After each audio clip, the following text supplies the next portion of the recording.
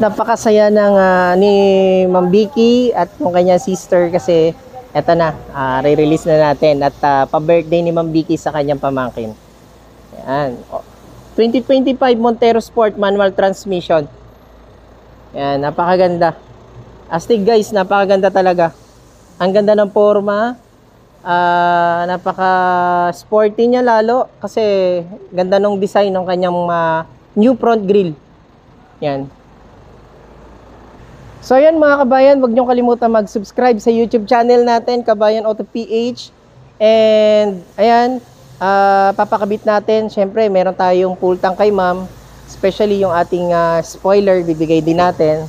And kasama naman na dito yung mga registration ng LTO, insurance, so included naman na. So ayan, huwag niyong kalimutan mag-subscribe at panoorin niyo hanggang dulo yung release natin.